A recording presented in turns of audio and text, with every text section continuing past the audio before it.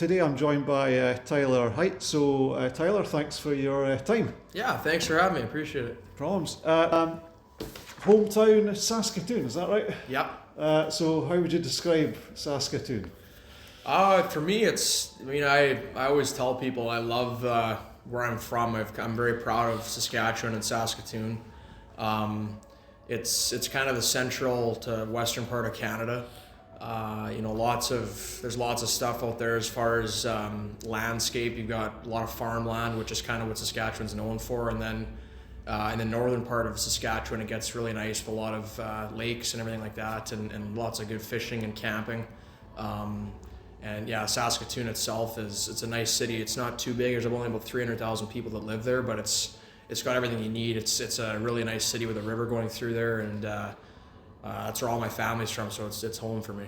Yep. I guess it's more city life than prairie life. Well, I've had kind of a mix of both. Like I grew up in the city until I was about 12 years old, and then I moved to an acreage just outside of the city, about 5 miles out of the city. So now I've kind of, I've got to experience what it's like to live on an acreage with my family, which is really nice. We've got a lot of land out there with a little bit of trees, and you're off the main highway, so you can kind of get to the city within 5 minutes. It's not a very far drive.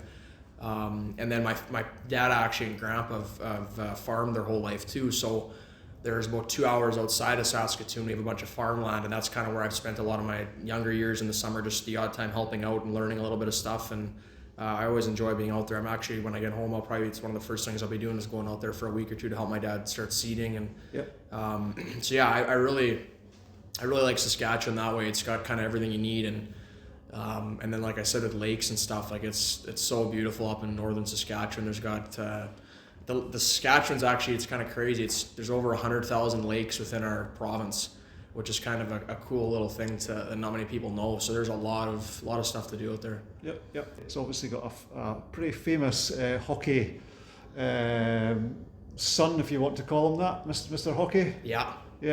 Gordy. Yeah, it's kind of a cool place that way. We've got a lot of when you look back, there's a lot of big names that have actually come out of that province. Like, I mean, I think our province only has 1 million people or just over, and over the years, the amount of NHL players and especially stars that have come out of there. I know Wendell Clark was born in Saskatchewan. A lot of guys don't know this. Patrick Marleau was actually born in Saskatchewan. Okay. Obviously Gordie Howe, and then you've got a lot of NHLers and a lot of young guys coming up too that have come out of there. So it's got a good hockey pedigree for sure. And you mentioned your family there, so there are some hockey roots in your family. Mm-hmm. So your dad played a little bit. Yep. But your mum also played something called ringette. Yeah. And did really well there. And yeah.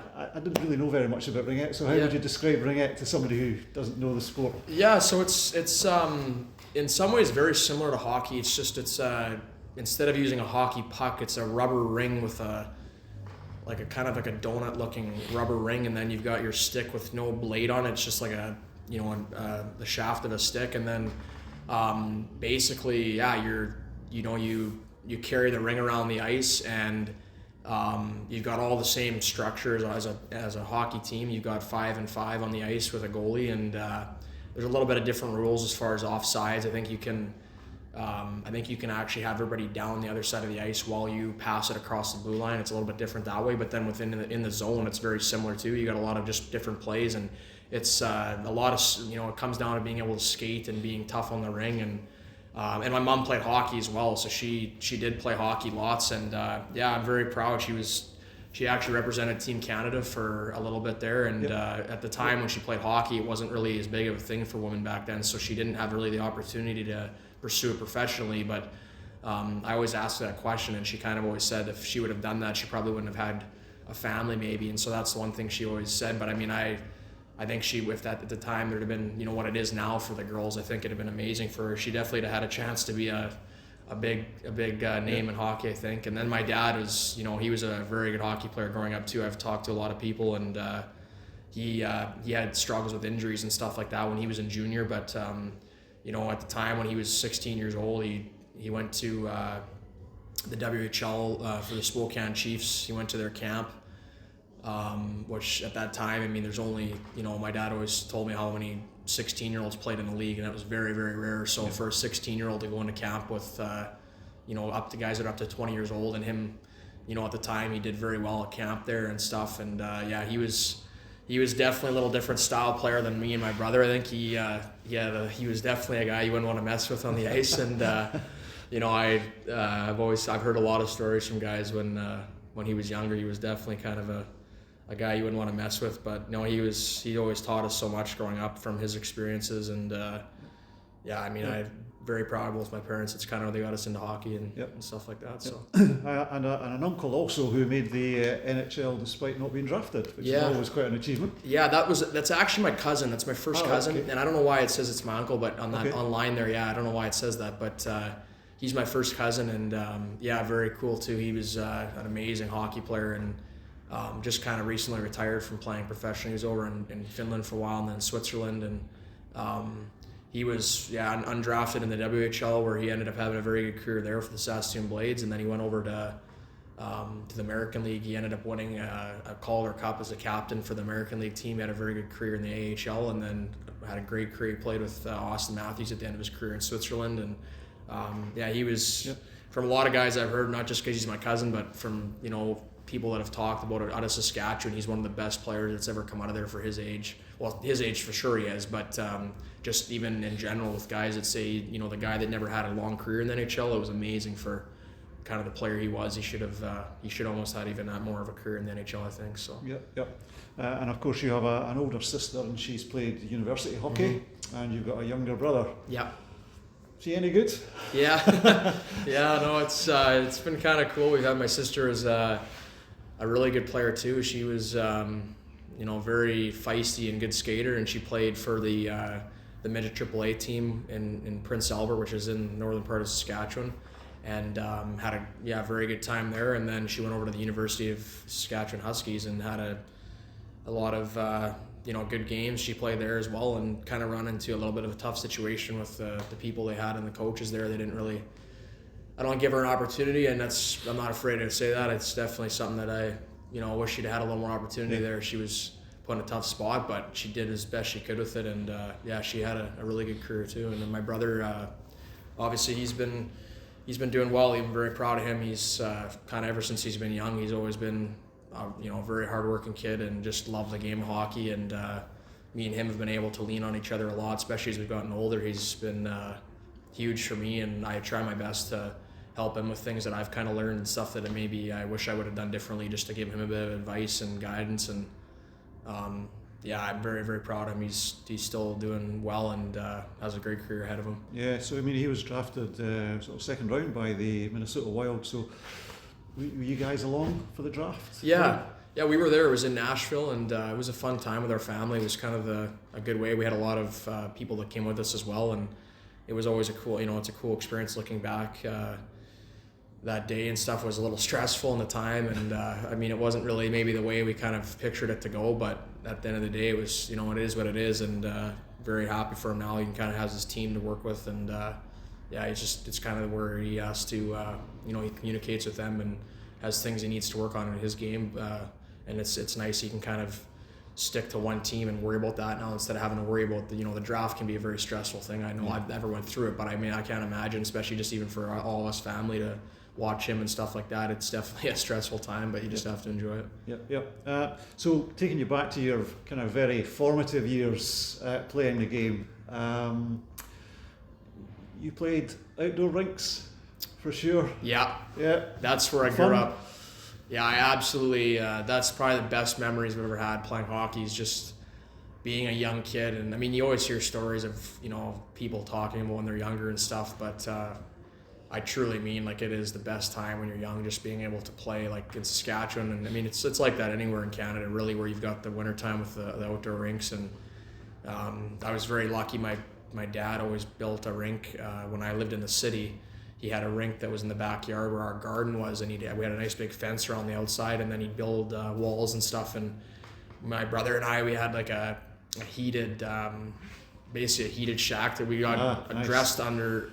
It was actually downstairs in our living room, and we had a fire there, and then we had a rug where we'd get our stuff on, and then we'd be able to walk out right across the the backyard onto the ice and come back in and warm up. And man, we spent hours out there, and yeah, it was those memories are just incredible. Like that's my brother and sister too. We all three of us were out there lots, and then it's always fun too because you can in the city there's always good sized rinks you can go to and have a game with whoever's in the local area. They'll go out and play, and you just bring your shovel if it needs to be. But it's not as big of a deal anymore as it what used to be. I don't think there's people that still play it, but when my dad grew up, like that's all they. Yeah. A lot of times they couldn't afford to get ice in the rink. There's only one rink or two rinks, and then. So basically, they're the local communities in each place would have that's their job. Rinks. Yeah, exactly. Yeah. So that's kind of what we're known for out there, I guess. Yeah, but an indoor hot stove, that was luxury. That was nice. Yeah, that was it was because, nice. Summers can be really nice in Saskatchewan. Winters can be pretty harsh. Right. Yeah, and that's the thing. I actually kind of love. I love the both sides of it. I when you've got the chance to. I enjoy the good weather and stuff in the summer, but then I love the winter too. Just being able to, there's snowmobiling out there, and you've got the ice fishing. I don't know if that's very popular out here at all, but it's something that's big time at home is being able to ice fish. So I love that too. Yeah, cool. So you always played defence? Mm-hmm. Has that always been your position? No, so I played forward most of my career until junior. Okay. I grew up as a forward, and then. I guess it was in midget AAA. I actually had an opportunity. We had an injury, and I went back and played D for about 2 games, and really enjoyed it. Like right away, I enjoyed it. And then we had a coach of mine played in the NHL. His name was Rich Pilon, and he was our assistant coach that year. And he kind of helped me a little bit those few games, just kind of gave me a bit of guidance. And then it never stuck because we had, I was meant to be a forward for the year, so we didn't really have enough guys up front. So I went back and played, and then. Looking back, I wish I would have stuck to D that year. The following year, I still had one more year of midget AAA, so I went back and played as a forward. And that was, it ended up being a great year for our team and everything like that. But and then I went into junior, and that was my first kind of taste. I ended up going in as a forward. I was drafted by the team as a forward in junior A there, and then I went in for about 3 or 4 games. I think it ended up being we had an injury, and I said, hey, I've played D before last year or a couple of years ago. I'll go back and play for you. And then I stuck there, and kind of ever since then I was able to get a scholarship that year for college and stuck to playing defense. Yep. So I think you said that you played box lacrosse. Mm-hmm. So that's basically indoor lacrosse. Indoor lacrosse. So. Slightly less running to do, but essentially the same game. It's in some ways it's probably almost even more than field, just because you've got it's tight quarters, but you're consistently moving. Like you don't have the chance to kind of just sit out wide. And I mean it's a very cool sport. It's so rough. I mean the cross checking and stuff that goes on and the hits, like it's crazy. And you're hardly wearing any padding. Like from your halfway down you got nothing on. But it's a kind of a similar game to. I guess you could say basketball you're playing lacrosse with a ball and stuff. So, I love that sport. I grew up playing it. My dad's good buddy back home's incredible lacrosse, kind of like a legend almost around Saskatoon. He grew up playing it and ended up coaching lots in junior, and he was really cool for us as me and my brother even played a little bit, but I was more just able to learn from him, and it kind of helped I guess with hockey too, because of the way that you see the ice a little bit. Maybe it things happen quick in lacrosse, so you kind of learn how to be able to give and go with the ball, and I enjoyed it. Yep. And so you mentioned kind of as a 15-year-old starting to play AAA. Aspirationally at that stage, what was going through your head in terms of hockey? Yeah, I just kind of always grew up thinking my dream was to play in the NHL and professional. I never ever thought anything other than playing hockey. Like I just, at that time, like, and especially being where I was from, it's just all you do is play hockey. And so at that time it was big. I mean, I was, my whole life really until I got into junior, I kind of was always the guy that was just never really a player on my team to look to kind of be the guy. And so I always just, tried to be the best I could every night and work hard. And, but I never really, in my mind, I never had a doubt that I was, even if things weren't working out or, maybe I got cut from a team or I wasn't getting the opportunity, I never thought of it as being the end of my career. I just thought of, that's just kind of the way it's going right now. Yeah. But I know I've got next year to work better. And so, really, it's just, I just kept working with it, and the NHL dream never worked out, but I think I still have had a pretty good career as being able to play professionally, and it's been a good time. So midget AAA was a really cool step, because at that time it's kind of the best players you're playing against within Saskatchewan. Like, you've got all your really good players that are drafted into the WHL and stuff. So midget AAA at that time was a really, really good step for guys. Yep. And then as an 18-year-old, you say you went to junior A with Melfort. Yep. And Melfort's what, a couple of hours north of Saskatoon? Saskatoon, yeah. Yep. So that's where I got started. It was a junior A team there, and it's a good league. It's kind of slowly started to maybe get watered down a little bit, just because of the way that the guys head out to the U.S. a little more now and stuff. But it was a good league. It was a lot of hard hitting and some good players here and there in that league for sure. And I was 18 going into there, and really didn't play a whole lot there just because of my injury. So I played that first year there, and then I had a scholarship, and I went back for the second season and ended up getting shoulder surgery in camp. So I missed most of the season. I got back for 9 games that second year, and then the third year I went to college for my 20-year-old year. So. Yeah. So did that mean, although it was a couple of hours away, was that your first time being away from home? Yeah. And so, you were billeting, I guess. Exactly. Everybody billets at some point in Canada. Yeah. So did that work out fine? Yeah, it was awesome. I had really good billets there in Melfort, and I still keep in touch with them to this day. They're awesome people, and really kind of helped the transition be easy for me. I was able to, the odd time go and see my family back home, just because it was only a couple hour drive. So if we had a couple days off or even a day off, sometimes I just head home for the night.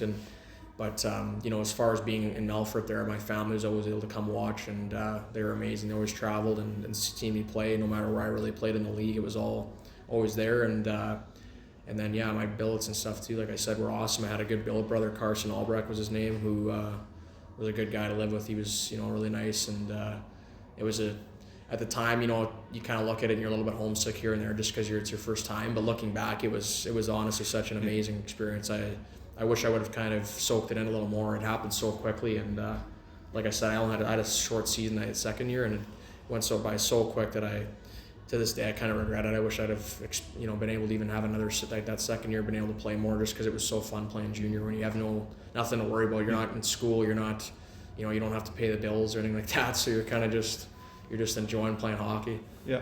And you mentioned that second season where you didn't play a lot because of injury. You played a few games in the postseason. Mm-hmm. Now there's a chilling aspect to this, which was the team that put Melfort out in the playoffs that season was Humboldt. Yeah. And that was a couple of weeks before the accident. Yeah.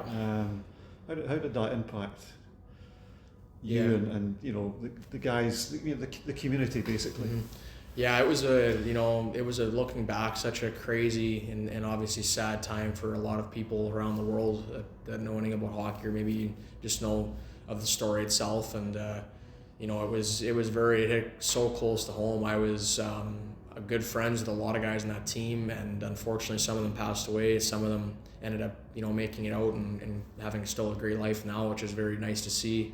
But yeah, it was I kind of look back, because it just happened where I was only, I guess I saw all those guys 6 or 7 days before the accident, because we played against them in the playoffs. And at the time it's sad to say this, but it's just the way hockey is. You're kind of battling against each other in the playoffs. You don't really like each other. You're in each other's faces, and you say things maybe you don't like to say to the other guy. You kind of look back and you wish you didn't maybe say that or do this. And so, at the time it was, just playing regular hockey playoffs. It was amazing. And then end up finding out a week later that these guys were in an accident, and it was crazy. I had one guy on our team that year actually was traded from my team at Christmas time to Humboldt, and he ended up passing away. And I knew him and his family a little bit, and great guy. And then I had a couple really close friends on the team that were they actually both luckily were able to make it out, which is just amazing. They I had a kind of a quick story I can tell you. Was that night I was actually supposed to go and see Xavier LaBelle is his name on the Humboldt Broncos. I was good buddies with his older brother. I played with them both in the contacts in midget AAA. And so I was actually supposed to go see him that night. We were both, I was out of playoffs now, and he was back home for the summer, and so we were just going to go out and see each other and hang out for the night, and one other guy as well. And it comes around 5 o'clock, and I get a text from the other guy that was supposed to go with us, and he says, "Hey, like, I don't think we're going to be going tonight. The Humboldt Broncos got in an accident." And right away, you know, at the time, you just go, "Oh, like, I mean, what's going on? Like, why can't we go out? Is it something like crazy?" And then all of a sudden he goes, "Well, I've heard there's some fatalities in this accident."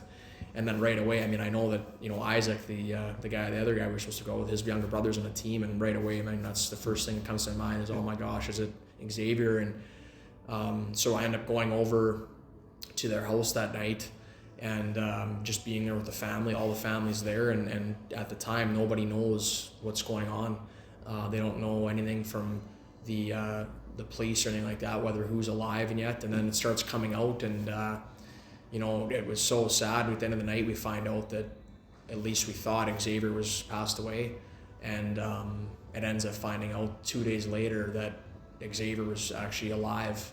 So we thought for 2 days or 3 days, I can't remember the exact details, that he was dead. Yeah. And you know, we ended up finding out that he was alive, and it was just the best story in the world, and obviously very sad for another family that was sitting around the bed thinking that was their son, but their son was actually gone. So yeah, I got to see that full circle kind of thing, and it was obviously very hard, and to this day, it's something I'll never forget. I mean, it affected the whole world, and just being that close to home, you hear stories sometimes, but I mean, when it happens like that, you're around those guys. It was very, very sad. Yeah, I mean, hockey's a very, you know, tight-knit community anyway. Mm-hmm. It's something like that happens, it becomes even, you know, more, you know, supportive of, you know, and you say it reverberated around the world. You know, it's a sad time. You mentioned then your scholarship, so, you know, NCAA, and I guess before that, I mean, Junior A, was there ever an opportunity to go Major Junior, or was that something you kind of, because at that time going Major Junior had implications in terms of, you know, eligibility for going to the NCAA. So was, you know, education becoming more important, if that sounds okay? With hockey, and you know, maybe secondary to it, or at least running parallel? Right. Yeah, at the time it was, you know, I always, like I said, I never thought anything about college my whole kind of younger years. I never even knew anything about it. Being from Saskatchewan, that's all you think of is playing in the WHL, which is where my brother plays now. And the dub. Yeah, the dub. Yeah, exactly. Yeah. So you don't really think anything other than that. And then, you know, as I got around 17, when I was 15, I went and did a tour thing in the United States, where we went around a bunch of different colleges and just played in some games and kind of stuff like that. And at the time, again, I never really even thought that this was something that was going to happen. My parents threw me into it, and you know, they always helped me with everything. So they gave me an opportunity to go do something like that, and it was amazing. I just, at the time, never thought of anything of it. I just thought, oh yeah, that's going to be very cool for guys to go play there. I mean, I didn't know, and then come back and still had the dreams of playing in the WHL. And then when I was 17, I kind of realized it was, you know, at the time you kind of look at it and go, well, if you're going to get into the WHL at 18, it's a little bit late almost. Like, yeah, it doesn't, you know, junior shouldn't start till you're 18 technically, but the good players usually play when they're 17 or 16. And so I chose to go college, not because of school, but because just to try to prolong the development for my hockey. That's kind of what it, and I think a lot of guys look at it that way. There's the odd guy that wants to go to school and stuff like that. For me, it was more just trying to prolong the career and being able to kind of set myself up to play pro somewhere because of the situation I was in when I was younger. So yep. So you headed to Merrimack, which is north of Boston. Mm-hmm. That was cool.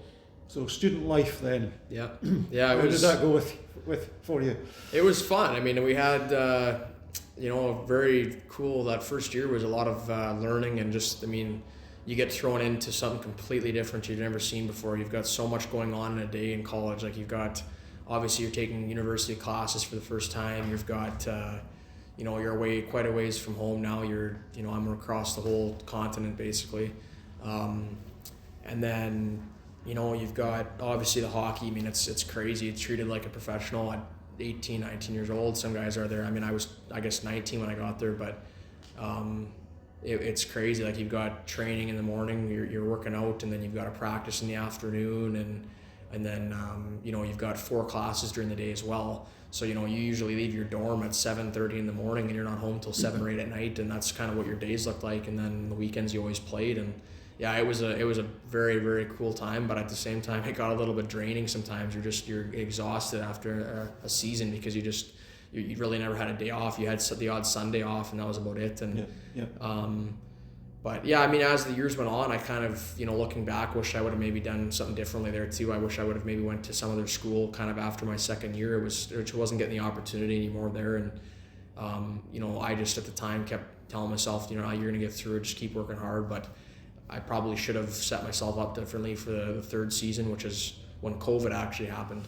So that was a different thing there, but we can probably talk about COVID, excuse me, COVID in a second. But a couple of players on that team. One of whom you've got down as the best player you've ever played with, which is Jonathan Kovacevic. Yeah, and I'll show another couple of players in just so you can talk generally. But Chase Gressick, who's at Coventry this season, you're obviously playing against him. He did pretty well in terms of point scoring, and you also had Mike Babcock's son playing on the team. So stories about these guys, or what did you think about Kovacevic? He's doing pretty well in the NHL. Yeah, so it's hard to always say, like, when you kind of get asked that question, who's the best player you've ever played? Like, I mean, looking back,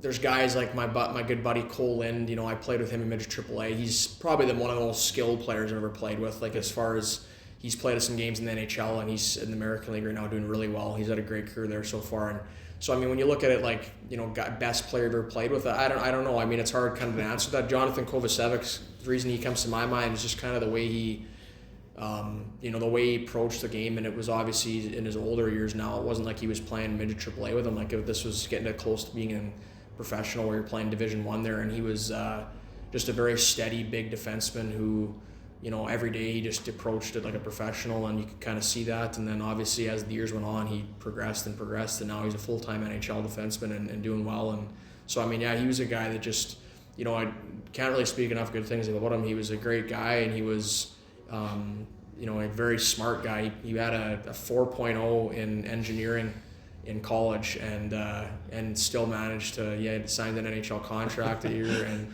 it's pretty crazy. Like, I remember watching him go to the library once in a while, and like he'd do an hour work at night sometimes, where he probably gets more done in an hour than guys would get in 5-6 hours, and that's just kind of the way he was. So he was cool. And then Griesok, pretty cool. I actually roomed with him there for 3 years. He was my direct roommate. And just an amazing guy, and I miss being with him. He's just an awesome guy, great hockey player. He was my captain there for my last year, and he had a great career so far. He's had a great college career, and then he's done very well over here now and stuff, and played a little bit in the East Coast and done well. And he just wants to stop scoring goals against us, though, I think. Yeah, I know. And then Babcock, you mentioned there too. He was just an awesome guy. He was my captain there my first year of college, and just a complete professional. Like, the way he approached, you can tell he was raised by Mike Babcock Sr., because he just, the way he was able to approach every day, and kind of the way he communicated with people, and he taught me a lot of just being kind of detailed in your day-to-day stuff. That's kind of what the first thing I realized from him, and he always had your back, and just a great guy. I ended up playing against them later on too, because of when I went back to play university after my Merrimack seasons there. I went back to Canada and played college for a little bit there, and he was the assistant coach for 2 years actually in the Huskies, so it was kind of funny. I was playing against him then. And so that first season, I'll take you to another thing that you mentioned to us earlier in the season, and I'll also do this as well. So you know where this is going. So as a Red Wings fan, I've obviously taken to watching some NCAA when I go across and watch the Wings, and so the Michigan Wolverines so I've been to this place lots of times, but you say your favourite arena to have played with Merrimack or perhaps ever is Yost. So that was that first season. You won 4-2. You probably remember that. I remember it clear as day. And so what was it like going into Yost? Because it's an awesome building. Very cool. It was I don't know. I mean, again, there's so many cool rinks in college you get to play in too. Like, I don't know. There's other rinks maybe that are a little bit bigger that kind of maybe some people would think that's the best rink to play in. I kind of just saw Yost as, like, the atmosphere was just amazing. As soon as you walk in there, you've got the outside doesn't look anything spectacular. Kind of pull up to like an older brick building type look, but then you get in there and it's just like a very different atmosphere than I've ever seen before. You've got all these windows with the lights shining directly onto the ice. Like a cathedral. Like a cathedral look, yeah, just amazing. And then, so we had skates, we had our morning skate, and then we played that night, and the crowd is just incredible. They've got a full band from one corner of the ice that just goes right up to all the way up to bleachers, and they've got basically, it sounded like professional. Every instrument sounded professional. Like they were just so in sync, and so that was really cool. Like you just, the whole rink was vibrating with their band, and it just, everything about the rink was really cool. And then actually my good buddy still to this day, he played on the team as well, and played against him. So it was cool just to be able to play against each other for the game. It was awesome. I mean, I think, as you say, that the facade, it's something like 1923 when the original building was put up. So that's all been maintained and retained, and they've just improved slowly the inside part. And actually, I think the first time I visited was probably about 10 years before you played that game, and it was more like the inside here in terms of, it was the old wooden benches. So now they've got the modern bleachers, etc. inside it. But it's just and they've got a student section who are, most student sections are off their head, but I mean, they have a particularly... They're pretty cool. Noisy student section. As I say, I had to look up that game, and you won as well. It was kind of unusual for Merrimack because, I think on that season you were something like 6-15-1 or something at that time. But Michigan weren't particularly, they were about 500 team as well, but that was still a great achievement to go in there and well, they had a lot of good players against on that team too. Like they had Quinn Hughes, they had Josh Norris, he's a great player for Ottawa Senators. They had there's some other guys too that were, they had a pretty good team. They're just a kind of storied team in college hockey, and no disrespect to Merrimack, not quite so much. No, 100%. Exactly. So I can imagine. You mentioned COVID. So how did COVID kind of disrupted lots of things for lots of people? So what did it do for you in terms of the college aspect, and then thinking about what do I do next once it all kind of got back to normal? It was kind of a crazy year. I mean, obviously for everybody, and I mean everybody's gonna have stories of COVID. I think for me it was just, looking back, I not to blame people or anything like that. It was a frustrating year with college. Like I thought the way we ran it wasn't very professional. It was almost ignorant towards the players of the camp, like the team. We were put in a situation where we were all in our dorm rooms, and obviously you're supposed to go to school and this and that, but a lot of schools around there were starting to cancel and close the doors just because they knew that, like, with any kind of trace of COVID, you had to quarantine for a certain amount of days. And so we were put in a situation where you basically wake up in the morning, you go down to the building down in the middle of the campus, you'd stand in line for 20 minutes to get tested. Then you'd have to get it submitted into your database online. You go throughout the day, then at 9 o'clock, 10 o'clock at night, you'd log in, and if it said positive, you'd have to let the team know, and then everybody in the team would have to quarantine for 2 weeks. So it was at the point where, like, you'd get through for 2 weeks, and we'd start, you'd think of, maybe there's some light at the end of the tunnel, but then as soon as one guy had a sore throat, he'd have to talk to the doctor, and then all of a sudden, okay, well, who are you in contact with? 4 guys. Well, now they all have to quarantine for 2 weeks. So I think at the end of the season, I ended up staying in a dorm room by myself where you couldn't even leave the house. You had to have food delivered to your door. And I think I had, out of a 7-month span, I think I was in a dorm for 2.5 months where you couldn't leave the dorm. And it was just, it got to the point where it was very unfair to our team. Like, we were just getting to the point where guys were so frustrated with even being there anymore because all these other schools were shutting down, and we just kept pushing forward. And I mean, it's good to have that positive outlook, but it wasn't really safe and very, I wouldn't say respectful to all of us students, because we were just, we couldn't mentally, a lot of guys went into deep depressions, and it was not a good time that way. Was there an opportunity at that stage to go after Merrimack to go professional, or again, because you went to the University of Regina for a year and a half, what were your options at that point then? Yeah, I was kind of, I didn't look at playing professional there at that time just because I knew I needed some more development, and I didn't get much opportunity for those last 2 years at Merrimack, so I spent a lot of time just practicing. And you can look at your games played and say you played, but I really didn't play. I was more just kind of sitting on the bench and playing the odd shifts. So your development just isn't there. And I found that for me, at least, the best way to get development was to go back and play in Canada and get a chance to play a lot more. And so I wasn't really even looking into playing professional there. I don't know what my opportunities would have been at that time. I don't think I'd have been ready, and I don't think I would have done as well as I did when I kind of entered into professional hockey. So I was happy I made the decision to go back to Regina. Yeah, so you start off, or you're back in Canada with the Regina Cougars, and you're on a team with Brady Pateau, who was here last season. Yeah. Was he a D partner for you at that time, or no different lines, or?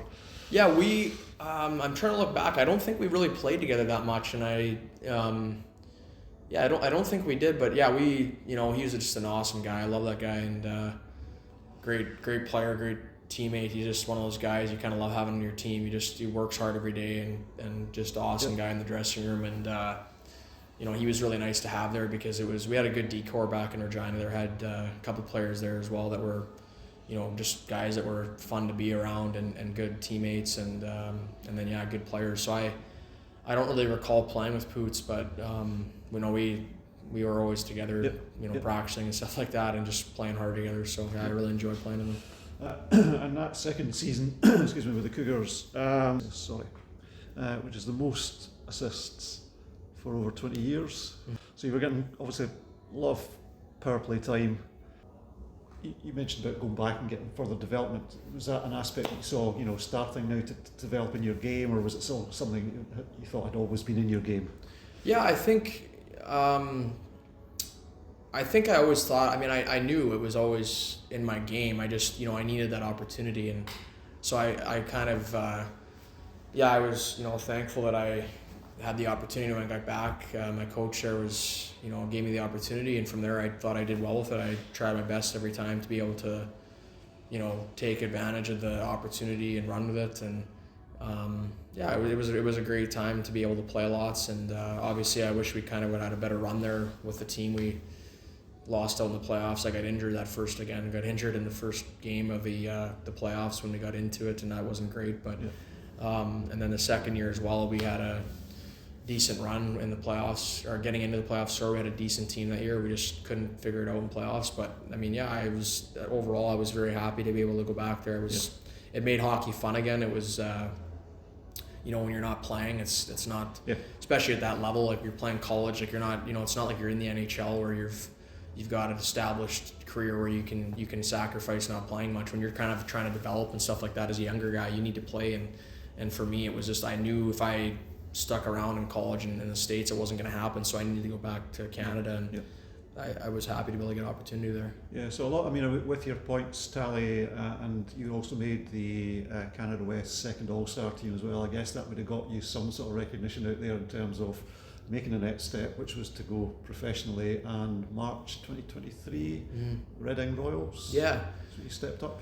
Yeah, I was very happy to be able to, after the season, get that opportunity to go play there, and it was amazing. I look back and kind of be one of my favorite times in hockey still, just being able, those couple months to the end of the season, being able to finish with that team. And I went into the league and did well. I got an opportunity, which I was thankful for, and I kind of ran with it for a bit. I was able to play with some good players in Reading there. They were some really good players actually, and some guys that were just made it easy for me. I was able to find chemistry right away, and I was looking forward to having a good second season there, but then obviously got injured and wasn't the way it ended up being. But I was able to attend the American League camp in the summer before that second season. I went to the Hershey Bears camp, which was a very cool experience for me. They've always had a kind of a historical team in the AHL, and they've won 2 years in a row the Calder Cup again, and they're kind of a cool team to be able to just go to a camp and see how they run things around there. So that was that year in Reading when I finished there, kind of allowed me to be able to get that American League tryout, which again I was thankful for. You mentioned injury last season, and obviously what we've spoken about so far. There's been periods throughout the hockey journey where you've been unfortunate with injuries, and notwithstanding the number of stitches you've currently got on your face just now, touch wood, you've been fairly healthy this season, which must be a bit of a relief, I guess, after frustrations of last season. I guess. Yeah, I've definitely struggled with injury. It's been one of the big things for me that I kind of look back and wish. Obviously, everybody says that, but I wish it never happened. Obviously, I think it's kind of always seems to be at the wrong time. But I've tried to just look at it in a positive way, and it's just part of the journey, and just tried to always get better from it. And yeah, this season so far, knock on wood, I've been been able to stay pretty healthy. I've had 2 shoulder surgeries now on the same shoulder, so it's kind of something you just got to monitor and try to. You maybe play a little bit differently sometimes with the way you go into the corner, getting pucks and stuff. But overall, I mean, yeah, it's just kind of one of those things you got to try to almost forget about too, because you just got to go out and play. And last week your folks were over visiting, and obviously it was a relatively eventful weekend for you last weekend, in the sense that scoring a goal and obviously your injury on the Saturday night. But must have been cool for them to come over and see a bit of the place. Yeah. Did you manage to get out and about with them? Yeah, it was absolutely amazing. My fiance as well came over, and we had an amazing time. But we gotta, we always kind of laugh about that. But we always almost probably do too much in a matter of 2 weeks. But it was just awesome. We got to see a lot of different things, and I'm just very, very fortunate that my family supports me and was able to come over and see me and stuff. It meant a lot, and we were able to get up to the Highlands and stuff and spend some days up there, and then we went over to obviously little spots around here, St. Andrews, and little villages that were just very cool to see. And then we went over to Ireland for the 4 days off and got to see a bit of Belfast, and the Giants Causeway was amazing. And then we went over down to Dublin area and saw a little bit of old history around there, and some cool things within Ireland. Yeah, my family, they obviously wish we could have been able to watch the games against I guess it was supposed to be, was it Glasgow and Cardiff? Yeah. So those games were obviously a little disappointing that they flew over here and only got to see a couple games, but we at least had a good showing when they were here and tried our best, and it worked out good. A little bit windy weather, but I guess Chinooks are something that you're kind of accustomed to going back to the prairies in Saskatchewan. Just to kind of wrap up in a way, Super Bowl weekend. So I've spoken to Olivia, I've spoken to Austin, who's a Chiefs fan, so he'll be up for it. But I spoke also to Olivia, who's a Lions fan, like yourself.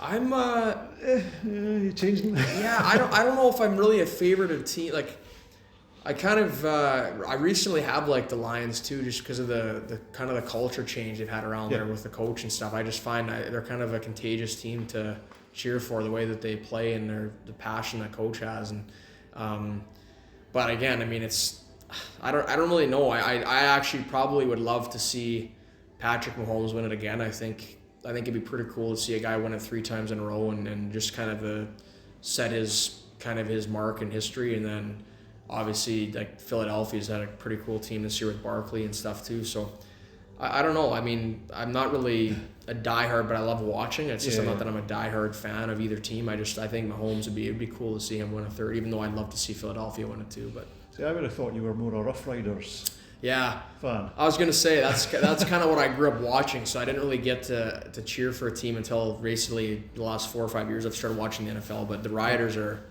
if anybody knows anything about the CFL, they're pretty well. I guess they're almost like worldwide now, because the way that they're the fans and stuff, the way they travel with all their jerseys and stuff, it's crazy. Like I was in Mexico last winter actually, and I saw, you go down the street in Mexico and they've got Rough Rider like signs and stuff for sale, and it's like you're in Mexico and you don't see any other sports team except for the Saskatchewan Rough Riders. Like it's crazy. They're pretty cool, and they built a new arena there, which is one of the nicest arenas in North America now. They say it's pretty nice. Yep, I was in Swift Current in November past, doing some of these DUP games. And they were playing Winnipeg to go to the final, and Winnipeg turned them over. The Blue Bombers, Yeah. There was a lot of unhappy people around. But a couple of days later, I was at a Pats game in Regina. Okay. So right next to the stadium. Nice place. And there will be a set of.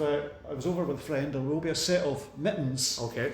Rough Riders mittens walking around Kirkcaldy somewhere because Wow. he brought so Yeah. as you say, the colours are There it everywhere. is. That's cool. Look Small at that. world and all of It that. is a Yeah. small world. Yeah. Yeah. That's really cool. Yeah. So no particular favourite for the Super Bowl. No. You're not going to put money on it. I guess if you're, I would probably, I'd like for the Chiefs to win. I'd love to see, once they win it this year, it probably would be, I mean, if you could win it 4 years in a row, it'd be pretty cool. But I think if he can kind of set himself in the 3 years in a row, that's pretty cool. I'd hope for a guy to be able to do that because that's something that I don't even know if Tom Brady's ever done that. I don't think he has. Probably not. So Yeah. that's pretty cool to be able to, you know, you always cheer for a guy like that that's that good and kind of, I don't know how you couldn't. I mean, it's pretty cool. Yep.